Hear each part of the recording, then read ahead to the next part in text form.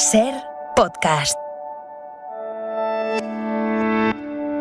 En la cadena Ser, Hora 25. Marina Fernández.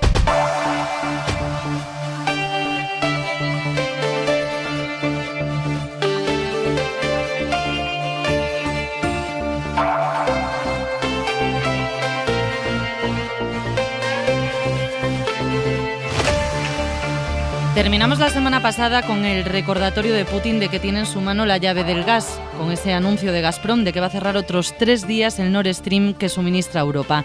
Y estrenamos esta con los efectos de ese recordatorio, el gas en máximos históricos, marcando su precio récord otra vez en el mercado de referencia, con su impacto correspondiente en el precio de la luz, disparada mañana en España y más todavía, el doble de hecho, en países como Italia, Francia o Alemania, que no cuentan con la excepción ibérica. Pero a pesar de la amenaza de un corte total del suministro de gas ruso y sus consecuencias, aquí el principal partido de la oposición, el PP, mantiene su rechazo a las medidas de ahorro energético que se votan el jueves y lo hace con estos argumentos. Mañana hay Consejo de Ministros y hay una magnífica oportunidad de retirar estas medidas frívolas como puedan ser subir un grado, bajar un grado, quítate la corbata o apaga el escaparate, ¿no? Si el gobierno no aísla las frivolidades de este decreto, votaremos en contra. Medidas frívolas, apagar los escaparates de noche o limitar los termostatos. Ahora es solo un grado arriba, un grado abajo, según Elías Bendodo, el coordinador general del PP, lo que durante días voces de su partido pronosticaban que podía tener un impacto económico catastrófico para los comerciantes o la restauración. El caso es que, por un lado, esas medidas funcionan. Esta misma semana pasada, comparado con la de 2021, el consumo habría bajado algo más de un 8,5%. Lo ha confirmado esta mañana en Hoy por Hoy Joan Groisar, el director del IDAE, dependiente del Ministerio de Transición Ecológica, que ha recordado que habrá más cambios, más ahorro a partir de septiembre, cuando las comunidades presenten sus propuestas para el plan de contingencia. Porque, por otro lado, son medidas comprometidas con la Unión Europea, que la Comisión aplaude y que hoy mismo también reivindica Josep Borrell, jefe de la diplomacia europea. Todos los gobiernos europeos se han comprometido en reducir su consumo. El gobierno español ha presentado un plan de reducción del consumo. Esto es algo que nos afecta a todos. Mantener la política de ahorro y de reducción del consumo. Y es una llamada que hay que hacerles a los ciudadanos. Pero además de todo esto, el decreto que el PP amenaza con rechazar lo que incluye, aparte de las limitaciones en termostatos, el apagado de escaparates o edificios públicos, lo que incluye son 450 millones de euros para ayudar al sector del transporte por carretera a afrontar la inflación. 100 euros más para las becas académicas y los bonos gratuitos para usar el Cercanías durante 4 meses. Medidas para suavizar el impacto de la inflación en los bolsillos de los españoles. Por eso cabe preguntarse si lo frívolo en este caso es rechazar ese decreto por incluir medidas que el PP dice ahora que son insuficientes y que el partido sabe que son solo el principio, que van a ir a más. Rechazar ese decreto mucho más amplio, como decimos, por tocar los termostatos 1 grado, como dice Bendodo.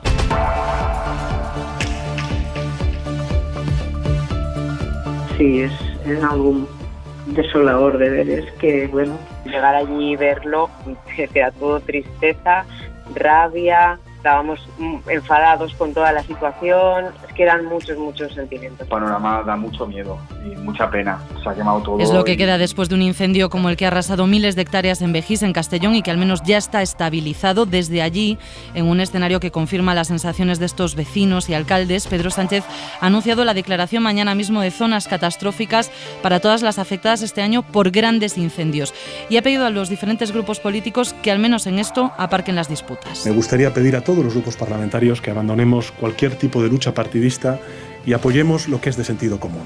Lo que es de sentido común es que todas las administraciones tenemos que pertrecharnos con mayores recursos, reforzar nuestra cooperación, colaboración institucional para hacer frente a un enemigo común, que es, en este caso, los incendios. El llamamiento de Sánchez, porque el jueves también se vota el decreto para mejorar la coordinación entre comunidades en la lucha contra incendios en un año que ya es el peor en una década y media. Se han quemado 229.000 hectáreas, 4 veces más que en 2021, y todavía queda verano por delante. Esta misma tarde se han desatado otros 2 fuegos en Galicia, en Ponteareas y en Moaña, que hasta ahora ya no amenazan por suerte a la población. Para estrenar en Hora 25 la semana de la vuelta a la actividad política está, también de vuelta, Carlos Cue. Buenas noches. Hola a todos, ¿qué tal? Todo lo bueno se acaba, las vacaciones también. Sí, pero han sido tan buenas que no me voy a quejar. Bueno, no sé si Lucía Méndez, buenas noches. Hola, buenas noches. Después de una semana ya de vuelta, ¿se le han olvidado lo buenas que han sido las vacaciones? Pues creo que sí. Incluso antes de la semana se lo había olvidado ya. Y sin descanso veraniego, al menos en lo que toca al análisis, Lourdes López Cumbre. Buenas noches, Lourdes. Buenas noches, Marina. Enseguida comentamos lo más destacado de este lunes, que nos deja además otros asuntos. El día en 2 minutos. Isabel Villar, buenas noches. Buenas noches. Rusia acusa a Ucrania, a sus servicios secretos, de estar detrás del atentado de Daria Dugina, la hija del filósofo ultranacionalista Alexander Dugin, asesinada este fin de semana. El antiguo KGB señala culpable una mujer ucraniana que alquiló un piso en Moscú para vigilar al objetivo durante semanas, según la inteligencia rusa. Putin habla en una nota que ha mandado al padre de la víctima de un crimen vil y cruel. Ucrania niega su participación, sí reconoce un comandante ucraniano que desde que empezó la invasión han muerto 9.000 soldados suyos. Y de los civiles, la ONU cifra en casi 1 millar los niños víctimas de la guerra. De ellos, al menos 362 han muerto y 610 han resultado heridos. Save the Children calcula que alrededor del 16% de los fallecidos son menores de 5 años. El número de niñas y de niños de tan cortísima edad, menores de 5 años, que son prácticamente bebés, que hayan fallecido en los últimos 6 meses en Ucrania es un dato estremecedor. Esto decía Vicente Raimundo, director de Cooperación Internacional de la ONG. En Finlandia, el test de drogas al que se sometió Sanna Marin ha confirmado esta tarde que, como ella dijo en todo momento, la primera ministra no tomó ninguna sustancia en las fiestas privadas de las que salieron los vídeos en los que aparece bailando y bebiendo. Lo de las drogas era un bulo alimentado por la extrema derecha en su país y la primera ministra se hizo un test para contrarrestarlo. Aquí en España, la Comisión de Salud Pública ha autorizado esta tarde dividir los viales de la vacuna contra la viruela del mono. Así, de cada uno se podrán sacar 5 dosis e inmunizar a más gente más rápido. Es una práctica que autorizó la Agencia Europea del Medicamento el viernes y que Madrid, de hecho, ya aplicaba desde entonces. Y el día termina con esta banda sonora. Se ha estrenado ya la precuela de Juego de Tronos, se llama La Casa del Dragón y esta vez la lucha por el trono de hierro no es entre las distintas casas, sino dentro de una en concreto, la de los Targaryen. La serie, que se puede ver en HBO Max, nos devuelve a Poniente 200 años antes del inicio de la serie original.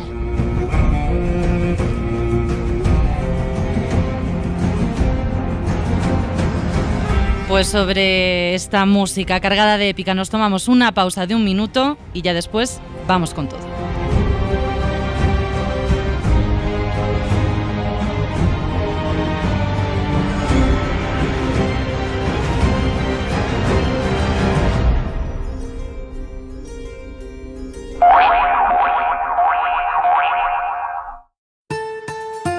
Hora 25. Marina Fernández. El asunto que ha marcado la controversia política durante todo el verano va a ser también protagonista del inicio del curso. El jueves se vota en el Congreso el Real Decreto Ley que incluye las medidas de ahorro energético, pero no solo, también ayudas directas al transporte por carretera, los bonos de Renfe, el aumento de las becas, y el Partido Popular, ya lo hemos escuchado, ha avanzado hoy su voto en contra si se mantiene tal y como está. Si no hay cambios de aquí al jueves y el Gobierno no elimina las medidas frívolas, que en opinión del PP incluye el texto, como apagar los escaparates por la noche o regular los termostatos. Así que el jueves vamos a testar además cómo está la salud de la mayoría de la investidura, porque el Gobierno la va a necesitar, al menos a día de hoy, para sacar adelante el decreto. Será el pistoletazo de salida a una temporada política a la que los dos principales partidos, el PSOE y el PP, llegan con las direcciones renovadas de cara al periodo electoral que tenemos por delante y en la que los socialistas además tienen un objetivo, darle la vuelta a las encuestas que ahora mismo dan ventaja a Génova. Inma Carretero, buenas noches. ¿Qué tal? Buenas noches. El Gobierno cerró en julio el curso parlamentario ampliando su mayoría con la votación del segundo plan de choque y ahora confía en sacar adelante el Real Decreto de Eficiencia Energética, confía en el apoyo de sus aliados habituales, aunque no han desvelado aún el sentido de su voto. Dicen en la Moncloa que hay contactos con los grupos para convalidar ese texto que incluye además otras medidas referidas al transporte, becas o ayudas al estudio. Con el PP mantienen la presión. Ha vuelto a apretar hoy en la sede socialista la portavoz Pilar Alegría, aunque Elías Bendodo, coordinador popular, ha puesto como condición que se eliminen lo que el PP considera frivolidades, la reducción de la potencia de los aires acondicionados o el apagado de los escaparates. Si el Gobierno no aísla las frivolidades de este decreto, votaremos en contra. Ursula von der Leyen es una líder del Partido Popular Europeo. Nos lanzó un mensaje muy claro, que teníamos que estar preparados para lo peor. Han comparecido hoy en Génova y en Ferraz, Bendodo y Alegría, dos de los nuevos perfiles de las renovadas direcciones del PP y del PSOE, partidos que ya tienen en marcha la maquinaria para este curso de precampaña. El balance del gobierno de Sánchez estos 4 años se resume en 2 cifras. 39 ministros en 4 años y 24 subidas de impuestos. Que su principal objetivo es hacer tierra quemada, fundamentalmente cuando hablamos de leyes que ensanchan nuevos derechos para todos los ciudadanos. Con el PP por delante en las encuestas, el PSOE aspira ahora a hacer aterrizar a Núñez Feijóo, eso dicen, después de meses de transición desde que asumió el liderazgo del Partido Popular. Bueno, pues cuenta atrás para la primera gran votación del curso político, votación importante, Carlos, y lo que parece que no va a cambiar, muchas otras cosas parece que no van a cambiar, pero no va a cambiar que el gobierno va a estar hasta el final, hasta el último momento, amarrando esos apoyos. Sí, pero como contaba Inma al arrancar, cambiaron algunas cosas en julio. Yo creo que el mes más decisivo, sin duda, fue junio con las elecciones andaluzas, que fueron muy significativas para la política española, cambiaron muchas cosas y dieron la sensación de que efectivamente la derecha está colocada en una posición, porque la victoria sobre la izquierda o sobre el PSOE en Andalucía, que es el territorio natural del PSOE de toda la vida, era tan fuerte que colocaron el escenario en decir, bueno, se viene un escenario muy complicado para el gobierno, pero lo cierto es que en julio pasaron bastantes cosas, al margen de los cambios internos del PSOE y demás, que bueno, son importantes sobre todo para el PSOE, para la cuestión interna, pero sobre todo yo creo que el debate del Estado de la Nación cambió algunas cosas, la decisión del gobierno de Sánchez de apostar por medidas más arriesgadas, por subida por impuestos a la banca, por impuestos a las grandes, por reducción de las grandes energéticas, en fin,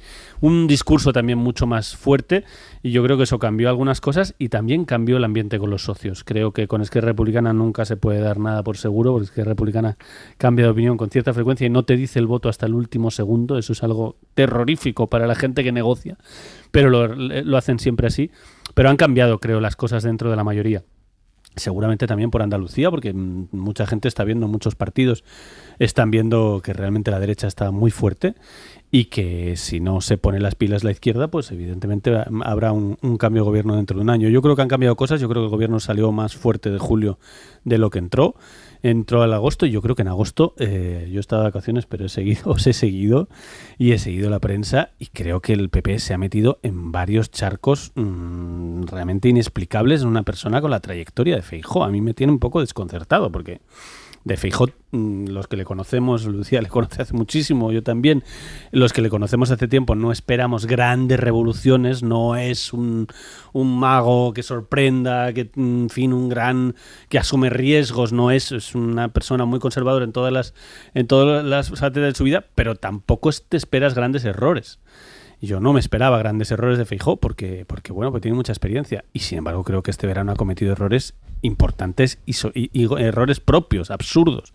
Esta batalla en la que se ha metido con Pablo Casado, de decir, me entregaste el documento que firmamos con el gobierno, no me lo entregaste, yo no sabía. Por el Consejo General del Poder Judicial. El acuerdo con el gobierno, que es que si le dedicas 10 minutos, es realmente que la dirección actual del PP esté diciendo que no asume ese pacto porque la dirección actual del PP no le pasó un papel que había firmado por el gobierno. Oiga, señores, que esto es mucho más sencillo que todo eso. ¿Están ustedes de acuerdo en renovar el Constitucional? ¿Están ustedes de acuerdo en renovar el Poder Judicial? Póngase a renovarlo y punto. Hoy he estado escuchando la rueda de prensa de Bendodo y se vuelve a liar, no, lo damos como ese papel como si no existiera porque la dirección actual anterior no nos lo enseñó.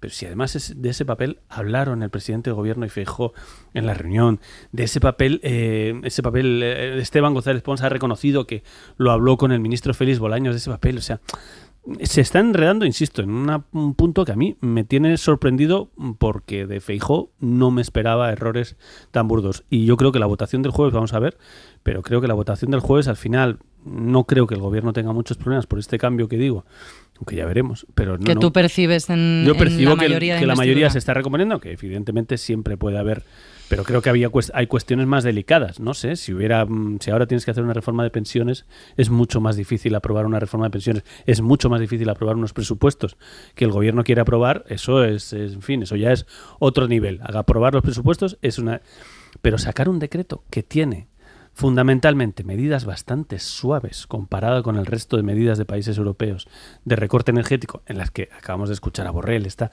todo el mundo de acuerdo en Europa, incluso dentro del PP. Tampoco hay una posición radical.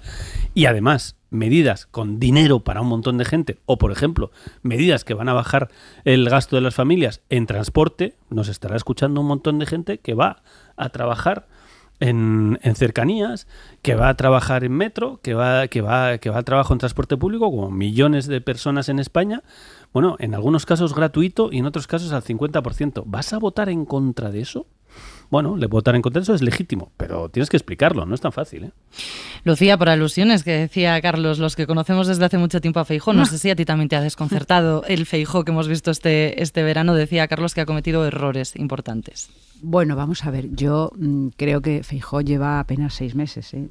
Digo que de vez en cuando conviene que nos paremos a pensar en cómo es el tiempo político y el tiempo real en el que vivimos nosotros. 6 meses al frente de un partido político no es tanto. Con una dirección hecha, pues, en fin, un poco sí que de forma improvisada.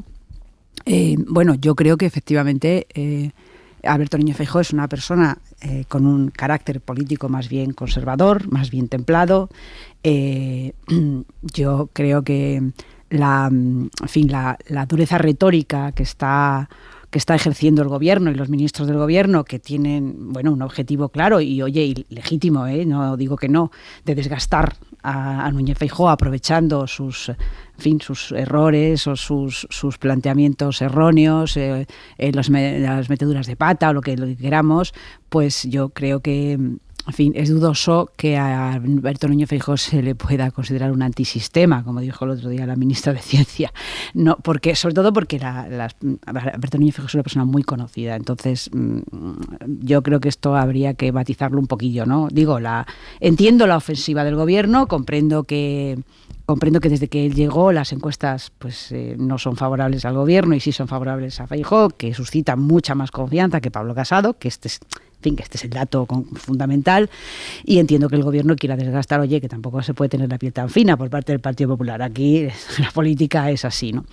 Pero más al margen de eso, yo creo que en el tema que ha citado Carlos del asunto este del Poder Judicial, que es un poquito como si nos tomaran el pelo a los ciudadanos, ¿no? Esta discusión, o sea, tú le preguntas a cualquier ciudadano y dices, ¿de qué me están hablando? O sea, que pacto secreto, pero no hay un pacto, si hubiera un acuerdo, pero no hay un acuerdo, porque no se ha renovado el Poder Judicial, o sea, que no sé qué pacto era ese. Bueno, en fin, pactaron por si acaso no pactaban, la reforma de la ley. Bueno, yo creo que ahí el error que ha cometido Feijóo no es el enzarzarse ahora con la dirección anterior. Sobre todo porque ha sido el gobierno quien ha filtrado ese papel, quien ha hecho público ese papel para fastidiar y poner en evidencia al Partido Popular. No, yo creo que el error que cometió es llegar diciendo estoy dispuesto a hacer un acuerdo y no actuar en consecuencia. Es decir, si imaginémonos a Alberto Núñez Feijóo hace 3 meses, cuando él fue a ver a Pedro Sánchez la primera vez y salió de allí diciendo estoy dispuesto a negociar, si eso se hubiera cerrado, se hubiera acabado el problema. Alberto Núñez Feijóo no tendría ningún coste político porque él llegó para hacer otra cosa de la que hacía Pablo Casado. Es decir, no creo en absoluto que el electorado de centro-derecha fuera a penalizar a Feijóo por haber llegado. O sea, no lo creo en absoluto y no tendríamos este tema abierto, no se hubieran, envenenado tanto la situación como para que ahora sea realmente difícil, porque claro, estas maniobras tienen consecuencias. Es decir, si tú fastidias a uno, pues el otro te fastidia a ti. Ahora, es decir, ese es el error que cometió, no actuar en consecuencia, porque esto podía haberlo cerrado él mismo, podía haberlo cerrado al mes de ser elegido. Por circunstancias que no tengo ni idea de cuáles son. Seguramente porque, bueno, pues yo creo que es más bien por una especie de dejadez, no de dejadez, sino de comodidad política, de encontrarse muy cómodo a lomos de las encuestas, digamos, y no querer tomar ninguna decisión concreta, ¿no? Yo creo que eso es lo que... Más que cualquier otra cosa, yo creo que lo que opera en la dirección del Partido Popular ahora mismo es esa idea de no hagamos nada, porque total, ya esto nos va a venir dado y tal. Y yo creo que eso, pues, en fin, puede ser comprensible, o sea, se puede entender desde el punto de vista político, pero año y medio de esta manera, yo no sé si esta es una forma buena de hacer oposición por parte del Partido Popular. No quiero decir que le vaya a pasar factura en las encuestas, o sí, quién sabe, pero mucho tiempo, teniendo en cuenta que además el gobierno, Carlos ha dicho, el gobierno salió fortalecido. Bueno, yo diría más bien el presidente del gobierno. Bueno, yo digo, salió mejor de lo que yo diría más bien el presidente del gobierno, porque el gobierno sigue siendo, en fin, y este verano, en agosto, con el tema de la espada de Bolívar, ha quedado claro. No, en serio, o sea, ha quedado claro que Unidas Podemos sigue en el mismo tal, sigue desestabilizando al gobierno. Y entonces no puede ser que un gobierno dé la muestra de fortaleza si está con esta dinámica interna con la que está. Es decir, no se puede hablar en términos políticos de que el gobierno salió fortalecido. Salió fortalecido el presidente del gobierno, que hizo un buen papel en el debate del Estado-Nación, que anunció él medidas por sí mismo y luego y ya me callo, luego está el modus operandi del gobierno aprobando decretos. Es que siempre es lo mismo. Es decir, no pactan el decreto hasta el día anterior o la hora anterior a que tenga que ser votado en el Congreso, y todos los partidos de lo que llamamos la mayoría de la investidura protestan todo el rato por esa forma de gestionar por parte del gobierno lo que aprueba y lo que deja de aprobar. Si las medidas, yo creo que no se discuten en el fondo, porque los argumentos del Partido Popular tampoco son argumentos, tampoco son argumentos que entienda mucho la gente. Yo por lo menos, pues no sé, no los entiendo muy bien. O sea que no es una cuestión de fondo, sino la cuestión es la forma, como lo hace, ¿no? O sea, el presidente lo anuncia.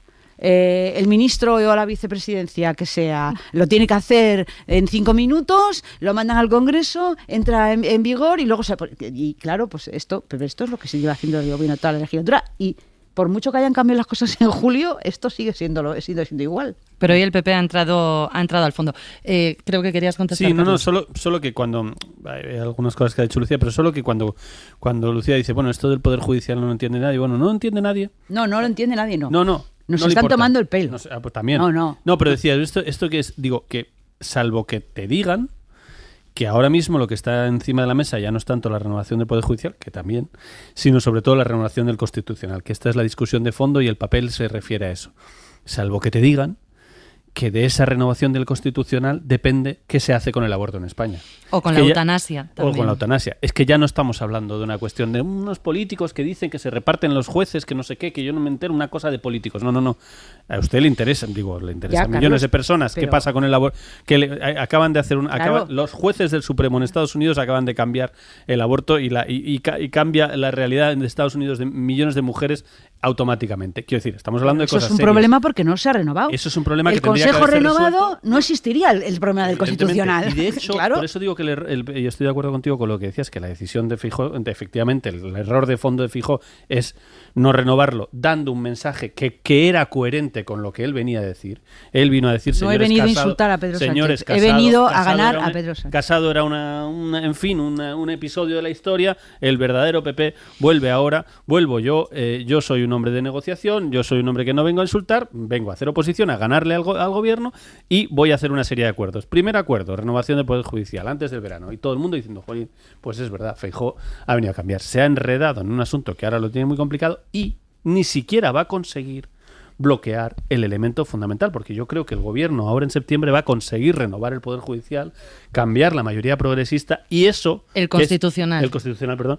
Y eso, que en este momento es lo más importante, va a hacer que cosas que sí importan a millones de ciudadanos, como el aborto o la eutanasia, se decidan con un tribunal progresista que se renueva la mayoría para varios años. Lourdes.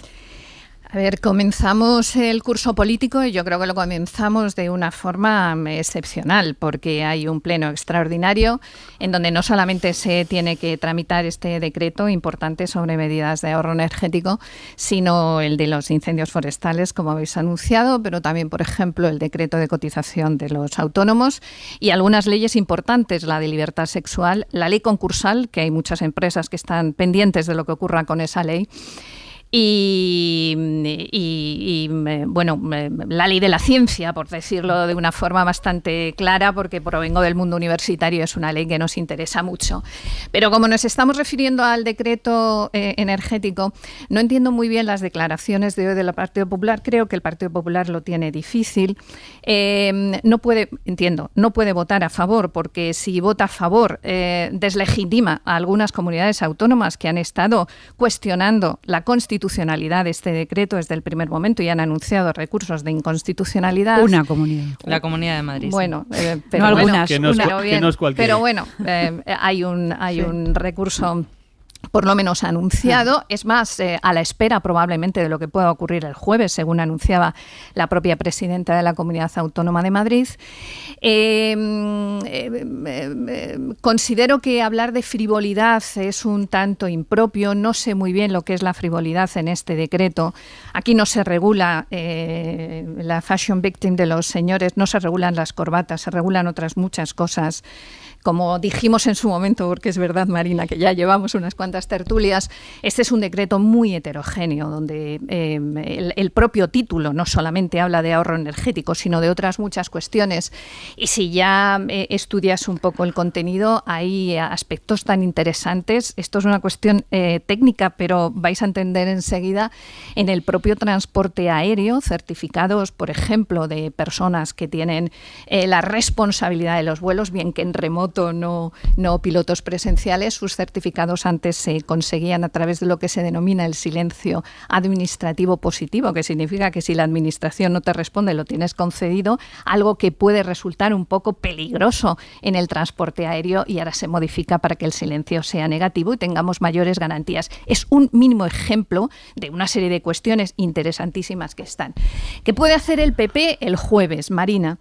Pues yo creo que convalidarlo, como digo, va a ser un tanto difícil. Aislar lo que ellos dicen creo que no es posible, porque la tramitación es o convalidación o no convalidación, pero modificación, salvo que lo tramitemos como un proyecto de ley, es difícil hacerlo. Por lo tanto, ese pronóstico de si nos reunimos esta noche de madrugada podemos modificarlo, pues de manera técnica no, de manera política probablemente sí. Rechazarlo, pues creo que el Partido Popular se enfrenta a cuestiones que son muy delicadas desde el punto de vista popular. Y creo que quizá a lo mejor sería abstenerse, que de esa manera, bueno, pues conseguiría un cierto equilibrio entre lo que son unos intereses y otros. ¿Podemos conseguir que el decreto se convalide? Porque aquí hay dos opciones. Si se convalida, las medidas siguen adelante. Si no se convalida, el decreto decae, como sabéis, automáticamente, lo cual no significa que haya retroactividad en lo que ha ocurrido. Es decir, lo que ha ocurrido, ¿vale? Pero a partir de ahí ya no podría pasar. ¿Está garantizado que salga adelante? Bueno, yo espero que sí, pero por pura garantía jurídica y por el contenido del mismo.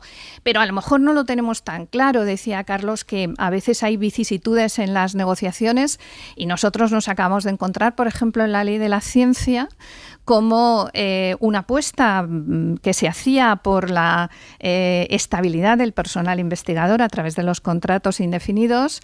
La propuesta para que no fuera así, que partió del Partido Popular, de Vox y de Ciudadanos, fue apoyada en el último momento por RC y no ha salido adelante, y de hecho en principio la votación del jueves pues podría resultar en este sentido, con lo cual, bueno, pues un partido como RC, en este caso por las razones que se han justificado en el Senado, ha votado con otros partidos políticos que no han sido los habituales. Por lo tanto, nos podemos encontrar con alguna sorpresa, pues como siempre vosotros conocéis mucho más lo que es el debate parlamentario y lo que son las estrategias de negociación, pero lo cierto es que si se convalidara son muchas y muy importantes las medidas que están en ese decreto. Sí, bueno, las sorpresas no se pueden desde luego dejar de lado. Aquí pasó una cosa en la reforma laboral. Igual. Que era mucho más relevante desde el punto de vista político y legal, y de fondo era mucho más relevante esa reforma, y salió por la equivocación de un por una confusión. Exacto, ni siquiera por una estrategia. Que claro, Lucía, cuando uno fía la negociación hasta el último minuto con fuerzas políticas tan heterogéneas, cada una de las cuales tiene su propio interés político, pues hasta ahora solo ha pasado en la reforma laboral. El resto de los decretos más o menos se han aprobado todos, aunque fuera, en fin, con la campana sonando. Pero uno salió por Vox. Pero bueno, sí, además, o sea, es que el gobierno, yo no tengo mucha explicación para esto que hace el gobierno. Francamente, no la tengo. No la tengo porque las mayorías son las que son, porque es lo que se ha votado. Claro, porque es que el gobierno, a ver, el presidente del gobierno y el gobierno, la base del relato político que ellos tienen sobre su gobierno es que es obligado a negociar porque el Parlamento está muy fragmentado y no se puede gobernar a golpe de tal. Bueno, pero es que ellos gobiernan a golpe de decreto, es decir, no actúan en consecuencia de la tesis que sostienen. Un gobierno en tanta minoría está obligado a negociar mucho más que cualquier otro gobierno.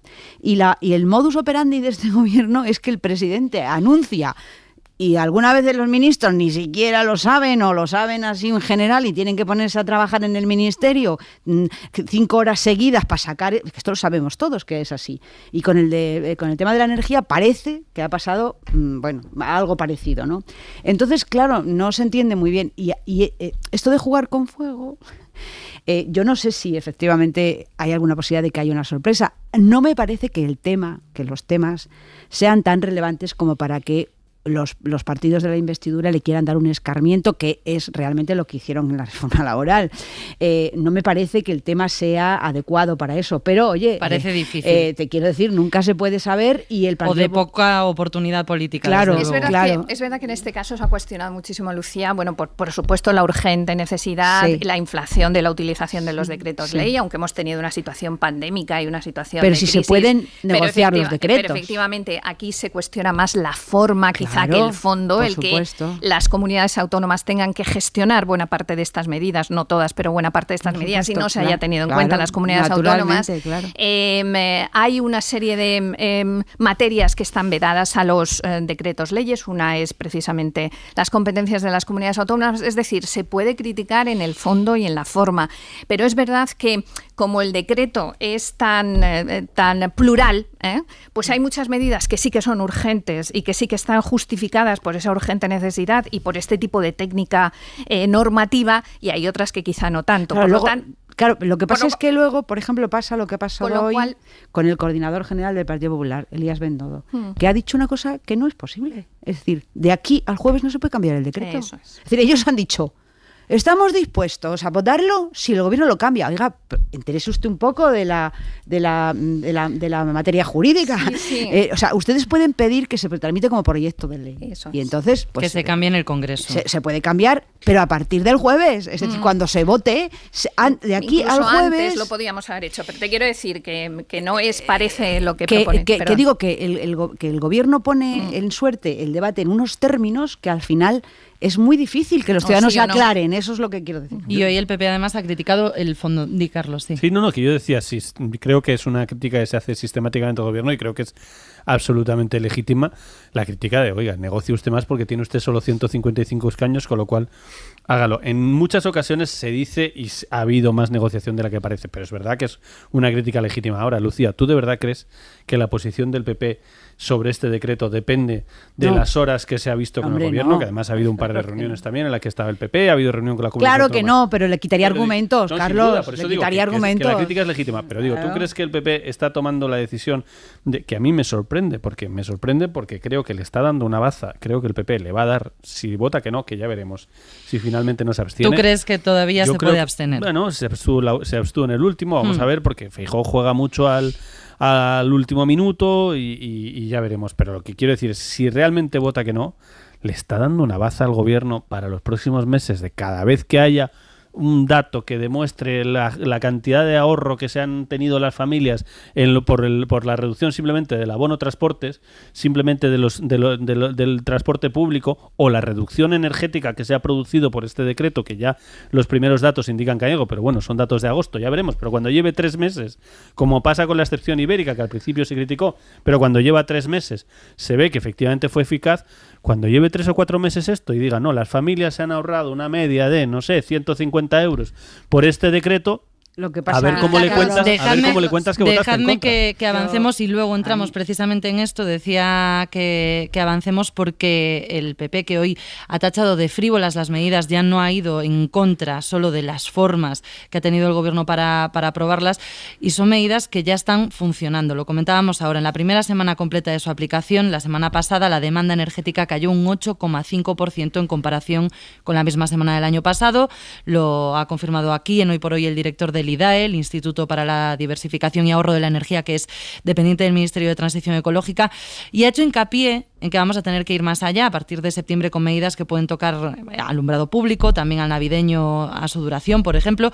Y para todo esto, para el plan de contingencia, siguen esperando las propuestas de las comunidades autónomas. Sira Valdés, buenas noches. Hola, buenas noches. Será un plan que incluirá, ha señalado el director del IDAE, obligaciones, además de recomendaciones, en las que las principales claves serán la sustitución de combustibles por energías renovables y la eficiencia energética, aunque no descarta que se incluyan nuevas medidas en torno al alumbrado, por ejemplo, siempre que no se perjudique la seguridad ciudadana. Y es que, recuerda Groisar, el plan de ahorro energético no será suficiente para alcanzar la reducción de consumo comprometida con Bruselas. Podemos conseguir una parte de ese ahorro, hasta la mitad o a lo mejor un poquito más de ese ahorro que nos pide Europa con estas medidas. Serán necesarias más medidas y por eso hemos pedido a las comunidades autónomas que hagan propuestas. Propuestas que defiende Groisar deberían ser lo más concretas posible y las comunidades tendrán que presentarlas antes de que termine agosto.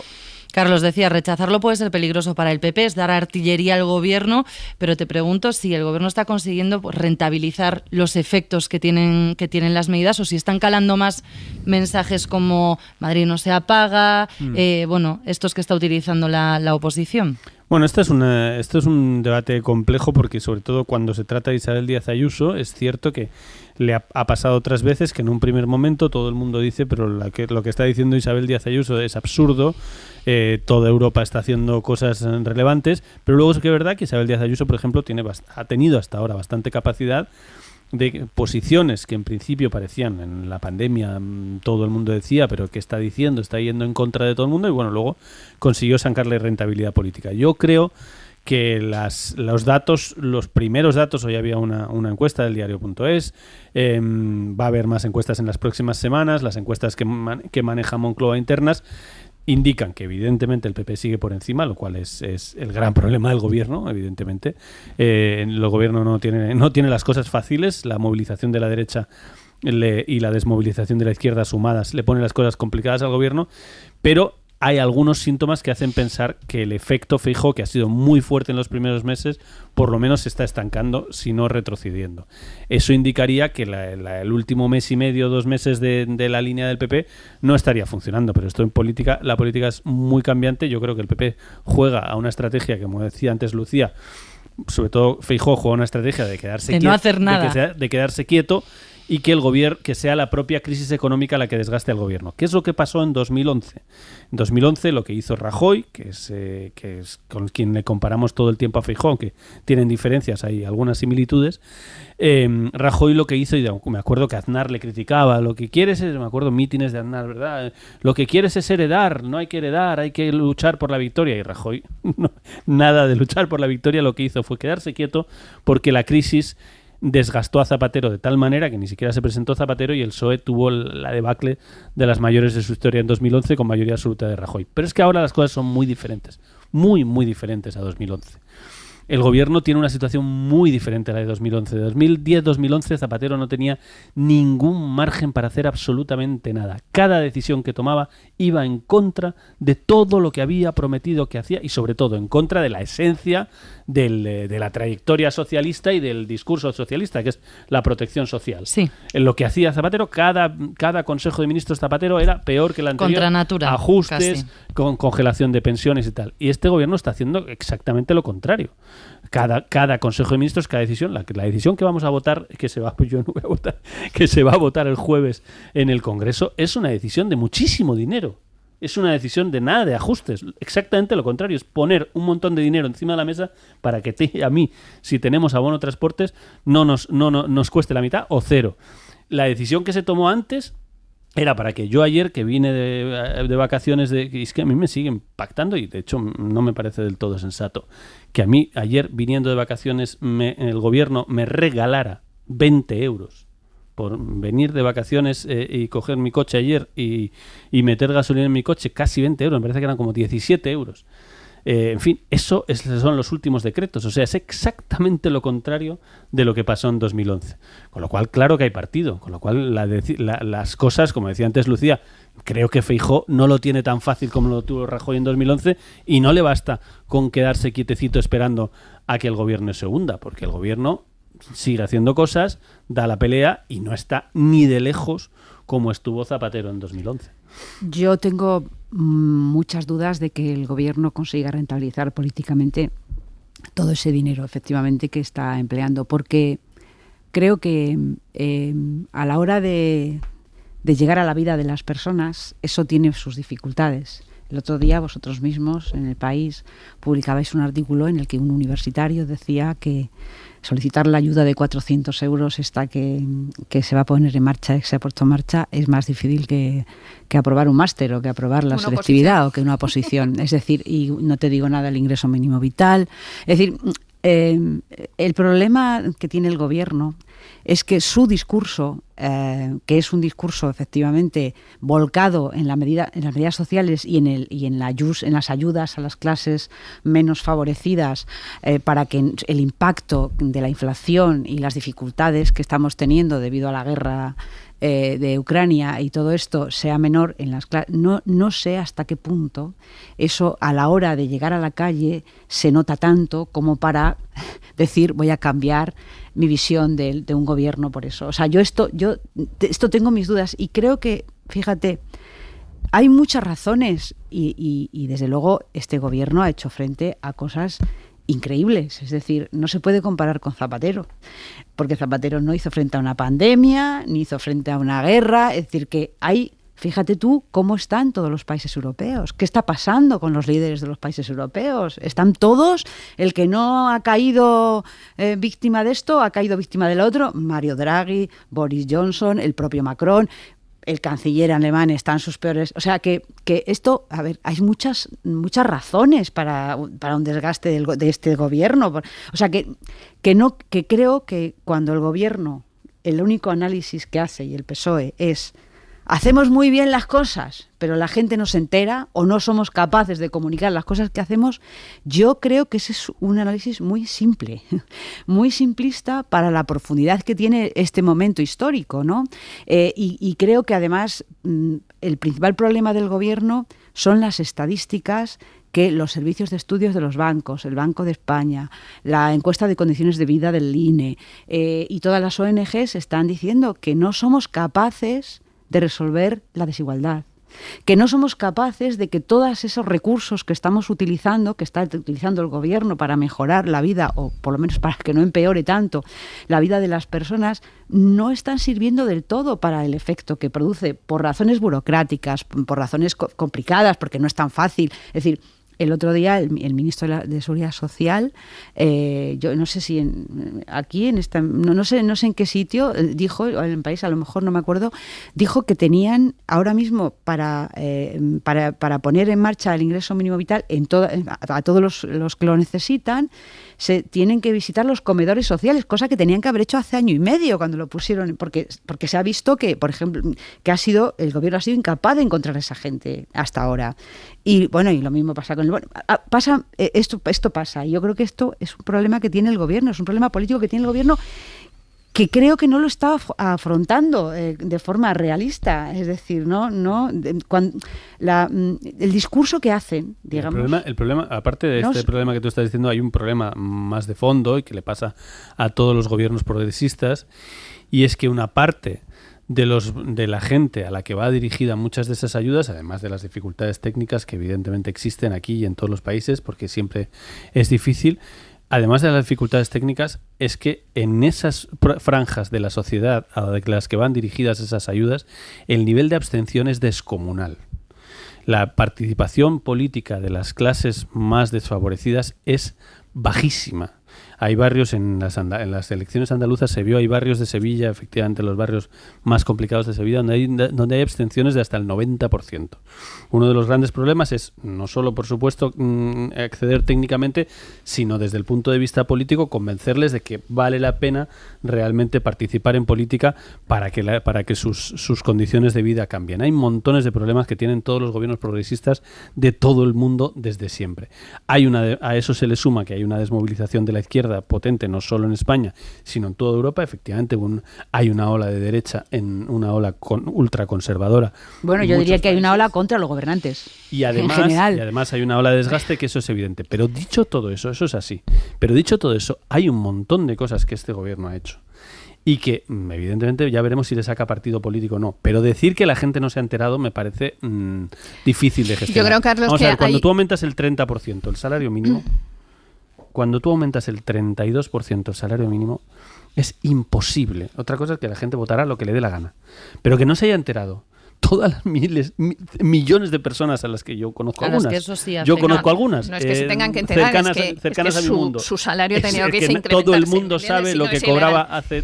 Todo el mundo sabe lo que cobra uno. Hay tantas necesidades. Sobre todo cuando el problema es que la gente tiene tantas necesidades. Y no solo eso, sino que hay todas unas capas de la sociedad que a lo mejor no son las más desfavorecidas, pero que sí van a apreciar el esfuerzo para que las más desfavorecidas tengan un impacto, ¿no? Menor de la inflación o todo lo que pueden suponer estas medidas. Yo no creo que sea una cuestión de la capilaridad de las ayudas sociales, porque los servicios sociales de los municipios, los servicios sociales de las comunidades autónomas, el Estado está haciendo lo imposible por canalizarlo todo. Es verdad que hemos tenido un parón en la administración pública con motivo de la pandemia y eso ha ralentizado mucho todo, pero sí que estoy de acuerdo con vosotros en que a veces el foco se pone en lo más insignificante. Yo creo que en este decreto de ahorro energético, que es en del que estábamos hablando, al final el foco se ha puesto en un grado más, un grado menos, cuando hay muchísimas ayudas, fundamentalmente en el transporte, que era lo que hoy pedía el Partido Popular, pero es que hay muchas ayudas en el transporte terrestre, ferroviario y aeronáutico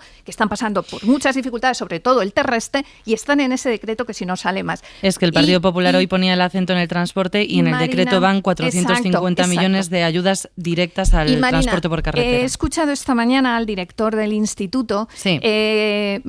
Sinceramente me ha parecido una intervención ejemplar, no solamente porque describía, sino porque explicaba el contenido, y además lo hacía con bastante honestidad, porque ha dicho incluso dónde están las lagunas, dónde están las vicisitudes, dónde puede haber problemas en un futuro. Pero hay dos cosas que me han parecido interesantísimas de lo que él ha dicho. Una, se va a hacer absolutamente todo lo posible para que las dificultades energéticas con las que nos vamos a tener que tropezar de aquí a diciembre no lleguen, o por lo menos no signifiquen un imperativo de obligación de restricción a dos puntos fundamentales: las familias y las empresas. Es decir, vamos a poner todos los mecanismos posibles para que las familias no tengan que obligatoriamente tener que modificar sus hábitos y las empresas tampoco, como consecuencia del ahorro energético. Esta es una voluntariedad política, porque las familias, mucho me temo que cuando vean la factura de la luz, como cada uno de nosotros vemos cada mes, pues van a tener serias dificultades. Si a eso le sumamos el resto de los costes, ahora el inicio de los colegios, el inicio de toda la educación, bueno, todo lo que se nos viene de aquí a final de año. Y luego ha dicho otra cosa importante, y es que dentro de todas las medidas que se están adoptando hay un aspecto, digamos, híbrido. Unas son medidas que son coyunturales, que son necesarias porque la coyuntura es la que es y efectivamente va a haber un cierre del gas como consecuencia de la contienda bélica. Otra cosa distinta es cuáles son los efectos que para España pueda tener ese cierre del gas y para el resto de la Unión Europea. Pero hay otras medidas que son estructurales, es decir, que se están haciendo de cara a lo que queremos que sea la energía en la Unión Europea en el futuro, que además es que lo tenemos en el Tratado de Funcionamiento de la Unión Europea, que hay una serie de medidas que nos imponen que ya no dependamos de otras fuentes energéticas que no sean las propias del flujo de la Unión Europea. Y eso es lo que también se está haciendo ahora. Es decir, que el ahorro energético no es un grado más o un grado menos, es una educación, una sensibilidad, una interiorización de hábitos y de comportamientos para que en un futuro sepamos utilizar fuentes energéticas de una manera más sostenible. Aprovechando, mira, me llama mucho la atención este argumento en el que está insistiendo tanto Alberto Núñez Feijóo como todos los dirigentes del Partido Popular de que le estamos regalando la energía a Francia. Ellos dicen, la excepción ibérica es una castaña. La están comprando más barata. Porque resulta que lo único que está haciendo la excepción ibérica es que financiamos la energía de Francia. Y claro, yo esto, es decir, esto me resulta difícil de entender.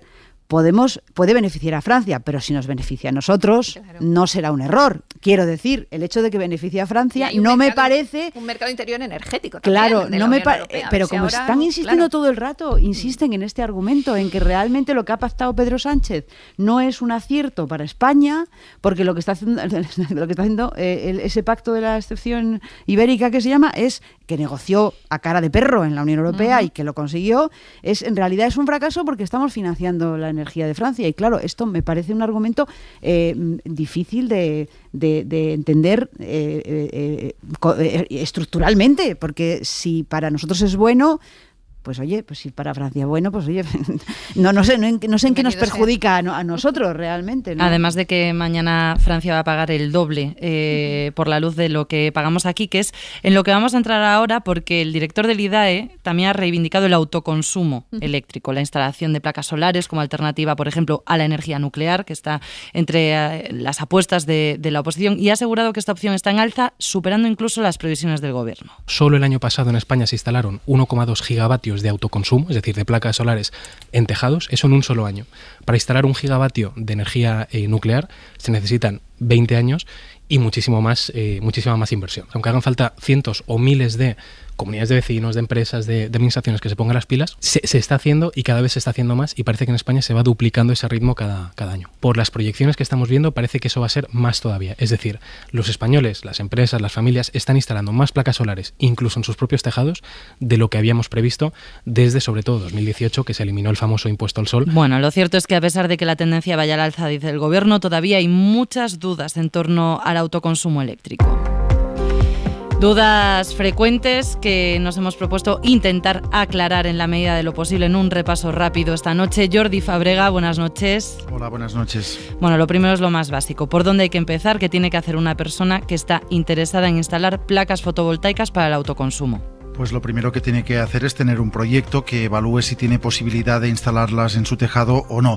Para ello tiene que ir a empresas de instalación que sean certificadas y en función de las alternativas elegir qué tipo de instalación se adecua más a lo que quiere. Luego, dependiendo del municipio en el que estemos y del tipo de instalación, una vez nos hayamos decidido instalar placas, habrá que o comunicarlo al ayuntamiento o bien pedir permiso. Eso depende de cada municipio. En caso de que el edificio no sea nuestro, hay que tener la autorización del o los propietarios para hacer una instalación común, o en caso de un edificio colectivo nos podrían también autorizar a instalar placas solo para algunos vecinos. Vale, depende mucho de lo que exija cada ayuntamiento, hay que informarse de qué nos piden. Además de esto, es básico para tomar la decisión saber ¿cuánto puede costar una instalación así de media para un hogar medio? Bueno, depende mucho del proyecto, de qué tipo de placas instalemos, cuánta cantidad y qué características tengan, pero digamos que nos podría costar a partir de unos 5.000 euros por edificio, por unas placas que se calcula que nos durarán entre 25 y 30 años.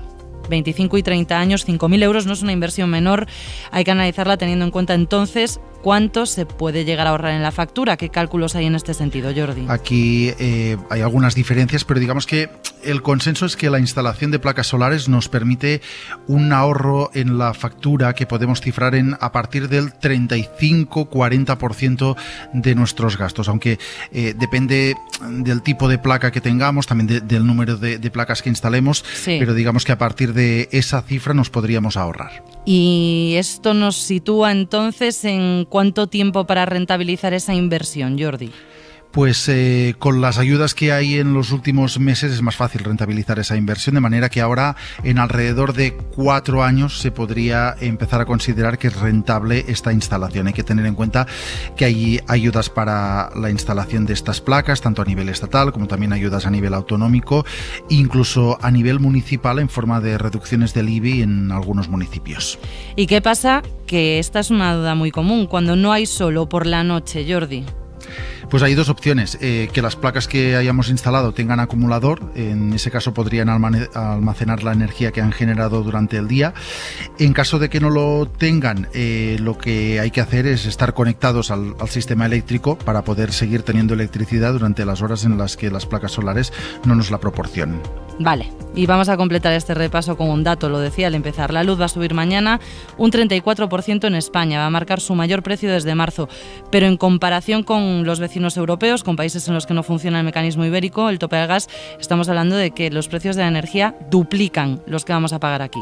Sí, mañana el peso de las centrales de gas en la generación será muy importante y por eso se dispara el precio de la luz en España y en el resto de Europa. En España sube hasta los 365 euros por megavatio hora en el mercado mayorista, coincidiendo con que el coste del gas natural a nivel internacional se está disparando a niveles récord, y eso, como digo, se nota en España, pero también en el resto de Europa, porque en Alemania, Italia o Francia pagarán más de 600 euros por megavatio hora. Jordi Fábrega, gracias. Hasta luego. Pues con ese dato retomamos, Carlos, el debate donde lo habíamos dejado, porque comentaba Lucía, no entiendo ese argumento del PP de que el mecanismo ibérico, por ejemplo, favorece a países como Francia, pero ya vemos que es que en Francia está el doble de disparada la luz que aquí. Sí, realmente es bastante inexplicable que el PP elija precisamente este asunto, que es obvio que le ha salido bien al gobierno, para confrontar con el gobierno, porque anda que no hay motivos de confrontación con el gobierno y datos complicados, fundamentalmente la inflación, que yo creo que es el eje central de la oposición del PP económica, que va a ir sobre la inflación, que es el gran problema del gobierno y que es un asunto que, como decía Lucía antes, tumba gobiernos en medio mundo. O sea, la inflación es un asunto... Históricamente ha sido históricamente, así. Vamos, y en España pero evidentemente en Italia el 10% de inflación que tiene también Italia, 9 y pico, pues también ha sido relevante en la caída de Draghi. Obviamente las presiones que eso ha tenido, los decretos que tenía que hacer, que no es por cierto, un Draghi cayó... El gran gestor europeo. La caída de Draghi se produjo por un decreto muy parecido al español. Muy parecido al español, que sacó. Fue una de las votaciones, sí. Que sacó, no lo perdió, pero una parte de su mayoría no... Donde empezó a descomponerse, digamos. Empezó a descomponerse la mayoría, él hizo un pulso para ver si aguantaba la mayoría no aguantó y cayó. Pero venía de desgaste de la pandemia, ¿eh? Sí, no, él puso medidas muy duras, muy drásticas en Italia y la población italiana las asumió, pero no las aceptó en Italia ha habido un de buen grado, ¿no? En Italia ha habido un movimiento muchísimo más fuerte que en España de antivacunas. Contra restricciones, sí. Bueno, antivacunas no, contra las restricciones. Antivacunas y antivacunas también, porque allí tuvieron que hacerlas obligatorias para... Yo me acuerdo del último viaje a Italia, que justo era el movimiento antivacunas, hubo una manifestación en Florencia donde estábamos de viaje,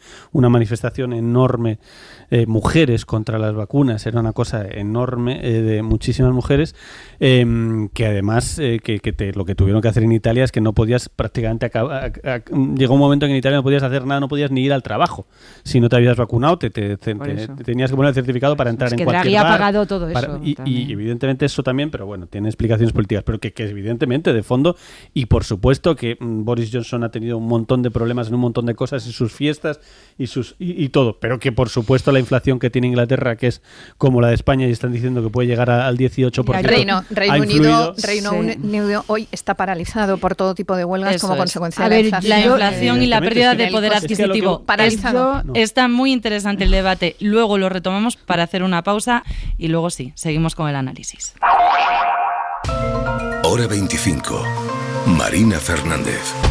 Creo que esta imagen que ha calificado el presidente Puig como desoladora es, sin duda alguna, el vivo ejemplo de ese golpe psicológico que para muchos vecinos y vecinas representan la pérdida de enseres, de bienes patrimoniales de los vecinos. Una imagen desoladora, ha dicho el presidente Pedro Sánchez citando al presidente Ximo Puig, pero no hacía falta que lo expresara con palabras porque el escenario que eligieron para la comparecencia hablaba por sí solo, un suelo de cenizas sobre el que podíamos ver los árboles afectados por el fuego, todo en tonos grises y negros. Es el último gran fuego de este verano, el de Begís en Castellón, y para todos los del año, el Consejo de Ministros de mañana, para todos los grandes incendios, va a aprobar la declaración de zona catastrófica. Lo ha anunciado Sánchez, que ha hecho además balance de hectáreas arrasadas, más de 229.000, según los datos oficiales, 4 veces más que el año pasado. Javier Gregori. A estas alturas del año todos los datos son negativos porque en nuestro país se han registrado ya 7.600 incendios, casi 2.000 más que el año pasado por estas mismas fechas.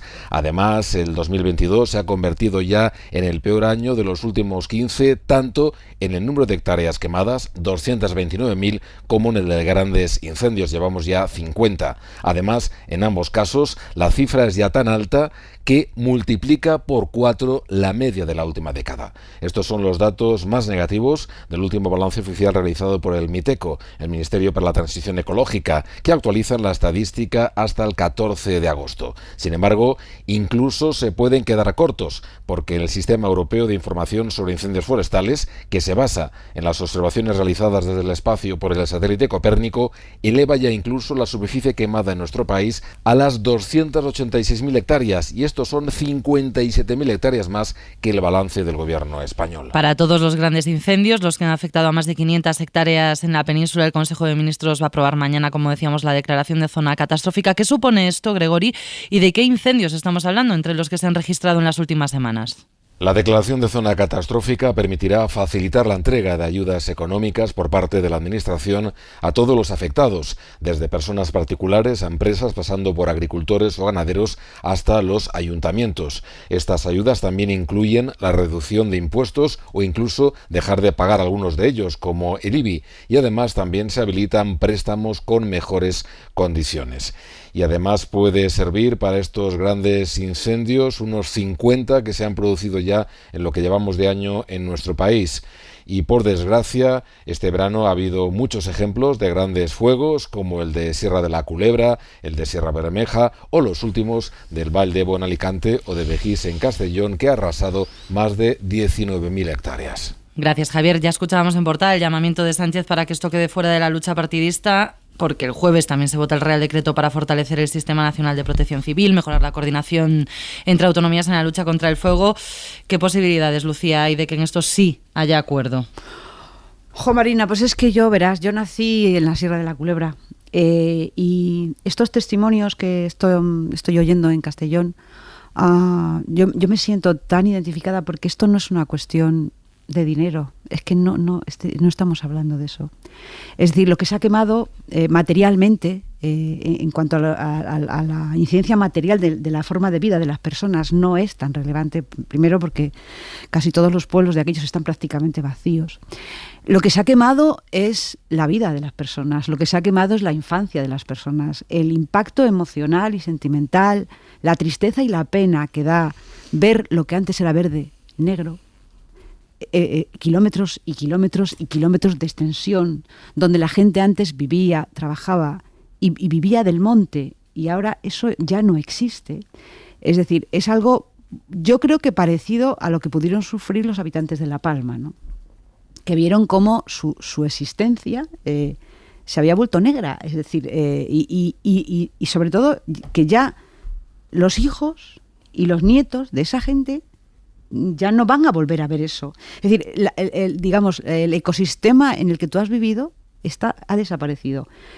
No solo que ha desaparecido, sino que además el pueblo, los propios pueblos están desapareciendo. No, es decir, esto no se arregla. Lo siento mucho porque está bien que aprueben ayudas, pero todas las personas que viven allí saben que la principal causa que produce estos grandes fuegos, aparte del cambio climático, que por supuesto que sí, es que el suelo del monte es yesca. El suelo del monte está preparado para que cualquier chispa, está esperando la cerilla, está esperando la chispa para arder. Este es el tema, porque no se limpia de forma natural, porque aquellos parajes están abandonados, porque los hemos abandonado, los que éramos de allí, ya no estamos allí y ya no queremos volver allí. Y por tanto, creo que es un tema más de sensibilidad con la política sobre el territorio, ¿sabes? Esto que llaman la España vacía debe pasar de una vez de ser un fenómeno literario, cinematográfico, a tomárselo en serio. Y esto no es cuestión de declarar zona catastrófica, que es fenomenal, ni de poner más medidas para cuando hay incendios, que también está muy bien. Es decir, hay que intervenir sobre el territorio. Yo ya sé que no es fácil, ya sé que no es fácil, porque ese abandono progresivo desde los años 70 del pasado siglo no se puede arreglar en un año ni en dos. Pero creo que, y en esto enlazo con lo que tú decías, los partidos, las instituciones, los ayuntamientos, las comunidades autónomas, las diputaciones, que para algo están, y la administración, deben de una vez tomarse en serio los sitios que en España están desamparados y abandonados, que no es Madrid, ni son las grandes urbes, es decir, que son esos espacios de la España que parece que no importa salvo cuando hay un incendio. Entonces sí nos enteramos de que eso existe. Yo creo que esto es lo que... es decir, que una cosa es hablar de las cosas. Cuando estábamos hablando de las elecciones de Castilla y León y en las últimas generales dijimos, la España vacía va a irrumpir. No, ¿qué iba a irrumpir? No ha irrumpido nada. Es decir, nadie está tomando medidas eficaces y concretas. O sea, a lo mejor no se hubieran podido evitar los incendios, pero ya es hora de que se empiece a ver cuál es ese fenómeno y cómo se le puede poner coto, ¿no? Decía hoy el presidente también, estos incendios de nueva generación exigen que nos replanteemos cómo los prevenimos, cómo los extinguimos. También ese es el objetivo de esta primera medida, de este primer decreto el jueves, Carlos. Sí, no, yo entiendo lo que dice Lucía, el asunto es más de fondo y la despoblación está detrás del abandono evidentemente las zonas que están donde hay más población, por tanto la población cuida más los montes, cuida más, en fin, los trabaja, es más fácil, pero no es que no se pueda hacer nada. Quiero decir, por supuesto, la despoblación, primero, se pueden hacer muchas cosas, hay políticas claramente insuficientes, pero fundamentalmente esto lleva dinero. Es que llegamos siempre al punto de la política. La política casi no siempre, solo, no solo. Por supuesto que no es solo dinero, pero también es mucho dinero. También es mucho dinero para invertir en determinados sitios. Por supuesto, desde luego, la prevención de incendios sí es fundamentalmente dinero. De hecho, las grandes discusiones en los lugares donde ha habido, entre otros en la Sierra de la Culebra, donde hubo una tensión muy fuerte con el presidente autonómico, una de las cosas que le reclamaban era, entre otras cosas, que tuviera las brigadas mantenidas todo el año y que eso... Perdona, eso sobre todo que tuviera dinero. Sensibilidad hacia una zona de esa comunidad autónoma que se siente desamparada y que está devastada desde el punto de vista psicológico, que es lo que le pasa a mis paisanos, de verdad, que creen que no les importa a nadie, ellos, que no importan a nadie. Esa es la realidad. Yo creo que al gobierno de Castilla y León, no hablo ya de su vicepresidente, en fin, voy a dejarlo, la gestión que ha hecho, el de Vox, quiero decir, pero lo que le ha faltado es la sensibilidad de ir allí, acompañar a aquella gente y decirle, estamos aquí para ayudaros. Creo que es lo que le faltó. No, seguramente le faltaría también eso, pero insisto, cuando vamos a lo concreto, por supuesto que esa sensibilidad es muy importante y eso además hace que Vox se haya metido en determinados pueblos por una reivindicación de esencia, ya ves la gestión. Pero cuando vamos, digo, a la cuestión, en ese caso clarísimamente era una cuestión de dinero, de mantenimiento de plantillas, en fin, que hay mucha política detrás, mucho dinero detrás, que la idea que se instala se está instalando en algunos ambientes españoles también de, bueno, aquí lo que hay que hacer es bajada de impuestos generalizada, que cada uno se las apañe. Bueno, si hay algún sitio donde es evidente que no funciona es precisamente en los pueblos, en los territorios que se están despoblando. Lo que hace falta, por supuesto, son inversiones. Lo que hace falta es aprovechar, bueno, hay proyectos para eso, es aprovechar precisamente las formas de trabajo que están cambiando para intentar buscar que mucha gente se pueda trasladar a algunos sitios, que algunos lo están logrando, no son muchos, son unos pocos, pero sí hay algunos proyectos que están funcionando de gente que se está trasladando a vivir fuera de las ciudades, porque realmente la idea también de después de la pandemia, ¿no? Desafortunadamente. Sí, evidentemente es más fácil ahora hacer ese tipo de proyectos que hace 30 años. La pandemia ha demostrado que que hay montones de tipos de trabajo que se pueden hacer de esa manera. En fin, que es que yo la idea esta de no se puede hacer nada siempre me pone un poco nervioso. Yo creo que evidentemente es muy difícil, evidentemente es uno de los grandes problemas de España, es uno de los países que más dramática tiene esta situación. El resto de países europeos no tiene esta situación tan dramática de despoblación que tenemos nosotros. Porque habrán tenido otra política territorial, probablemente, porque habrán tenido también, a lo mejor han tenido también una dictadura también han tenido una riqueza mayor y la han redistribuido mejor también entre los pueblos, pero que lo que tenemos en España, tenemos un sistema de distribución de la población que es un despropósito absoluto. Concentrar a todo el mundo en un poco de la costa del Mediterráneo y concentrar en Madrid de forma masiva y despoblar todos los alrededores de Madrid, que llega por supuesto hasta tu tierra y muchísimo más allá, y que haya el País Vasco y una serie de poblaciones aisladas y Andalucía, pero que en el medio sea una despoblación brutal, o la despoblación que se está produciendo en Galicia, en fin, todas estas cuestiones son dramáticas de lo mal pensado que a veces está nuestro país, pero de ahí a que no se puede hacer nada, yo creo que se puede hacer mucho, pero desde luego tiene que ser con dinero. Desafortunadamente yo creo que lo que ocurre es que esto se reproduce prácticamente casi todos los periodos estivales y no aprendemos, y no porque el resto de los países con los que compartimos también estos incendios, no sé si habéis bajado por Portugal, Francia, pero han estado igual en la misma consideración. Yo creo que hay 3 elementos importantes. Uno es la prevención, absolutamente, y en la prevención son muchos los factores los que confluyen, entre otros también el hecho de la España vaciada, porque está demostrado que si se pudieran hacer efectos discontinuos, el fuego no avanzaría tan rápidamente, y por lo tanto en la prevención está una de las claves. Después está la contención, lógicamente cuanto antes se pueda contener el fuego mejor, y para eso hace falta medios materiales y medios personales. Como sabéis, en este caso las competencias están compartidas, y a veces cuando las competencias están compartidas cada uno se reprocha responsabilidades y hay concurrencia de responsabilidades, pero al final nadie se responsabiliza, y es verdad que el personal tiene diferentes jerarquías y a veces pues puede no funcionar, de ahí el decreto que se va a aprobar el próximo jueves. Y luego está la reparación. Yo creo que son 3 aspectos: la prevención, la contención y la reparación. La reparación es muy importante. El hecho de que se apruebe como zona catastrófica, que no se dice de esta manera, pero popularmente lo consideramos como para que todos lo entendamos. Para que lo entendamos, efectivamente, pero es muy importante porque de esa manera primero se agilizan mucho las ayudas, se diversifican esas ayudas, puede llegar a todo el mundo. Afortunadamente no ha habido desgracias personales más allá de algunas víctimas a las que lógicamente mostramos nuestra solidaridad, pero sí hay daños materiales.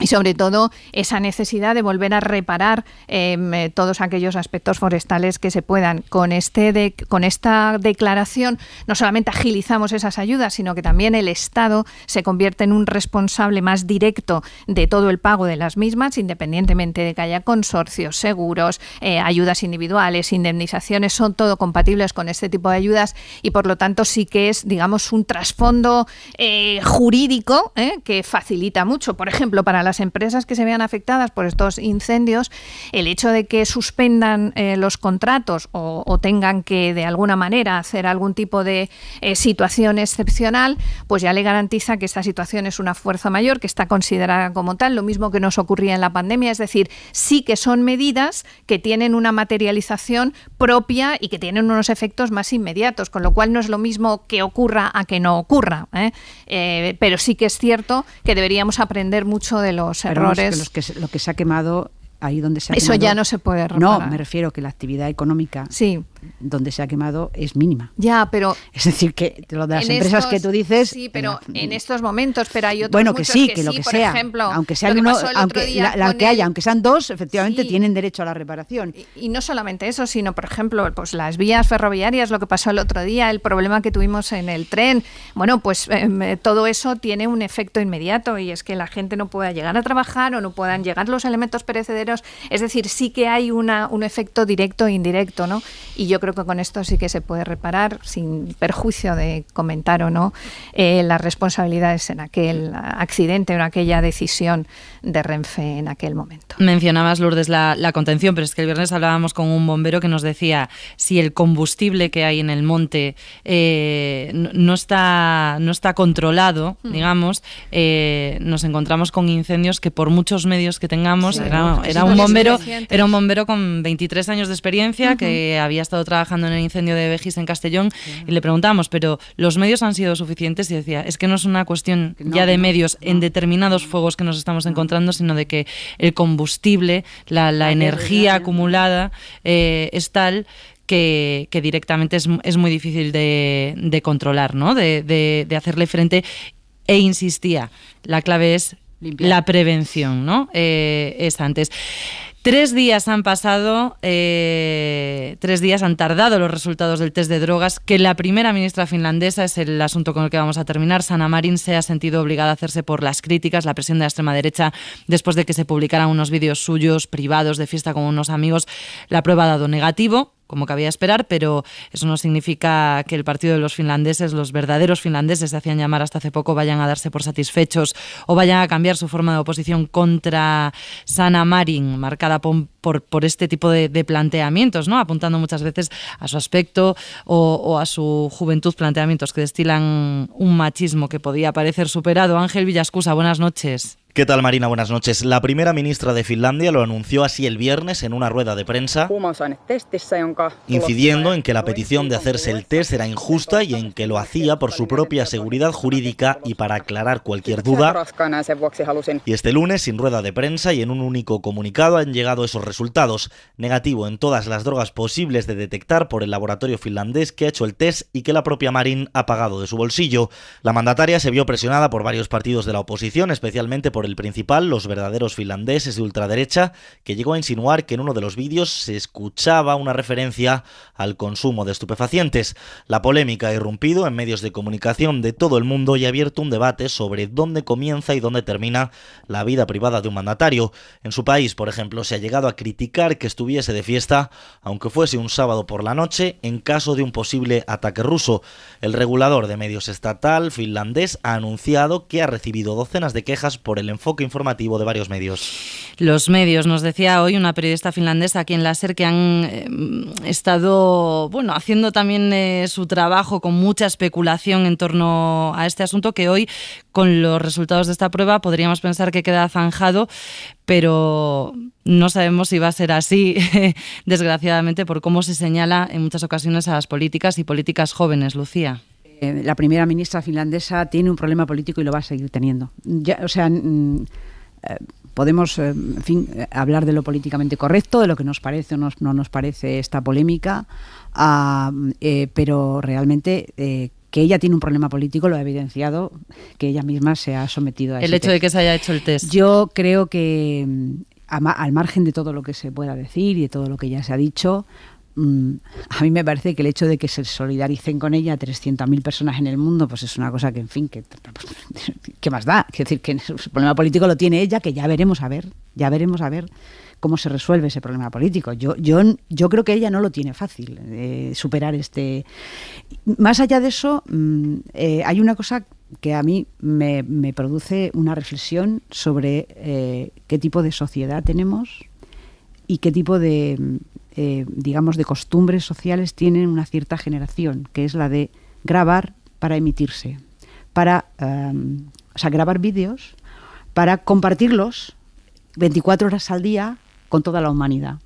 Entonces yo creo que esa forma de socializar que tiene cierta generación ha pasado una mala factura a la primera ministra finlandesa. Pero creo que ese es el tema. Es decir, el tema no es lo que ella haga, sino que vivimos en una sociedad en la que ciertas generaciones tienen que grabar las cosas para compartirlas. Y eso al final acaba siendo un problema para una persona que está en primera línea de la política. Queda medio minuto para compartir entre Carlos y Lourdes. Pues yo creo un que titular. Como es medio minuto, te diré, es una prueba de machismo repugnante esta polémica. Yo espero sinceramente, Lucía. Lucía. Le ha pasado a Pedro Sánchez, perdóname. A lo mejor hubiera tenido que dimitir, ¿eh? Yo espero que no, Perdona, sinceramente. si le hubiera pasado a Pedro Sánchez lo mismo, ¿qué estaría? Exactamente, ¿por qué? Por estar Pues, de fiesta con unos amigos un sábado por la mi noche, ¿de idea verdad es- estamos locos, Lucía? Mi idea O sea, es los políticos no pueden tomarse discriminación plural, Los misoginia. políticos no pueden tomarse unas copas Si como tú, llego a un sábado por la saber noche. que íbamos a tener tanta polémica, habría antes este asunto, pero nos hemos quedado sin tiempo. Lourdes, Lucía, Carlos, gracias. Buenas noches. Suscríbete a Hora 25. Todos los episodios y contenidos adicionales en la app de Cadena SER y en nuestros canales de Apple Podcast, Spotify, iVoox, Google Podcast y YouTube. Escúchanos en directo en la SER de lunes a viernes a las 8 de la tarde.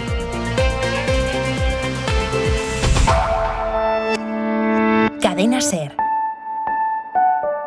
La radio.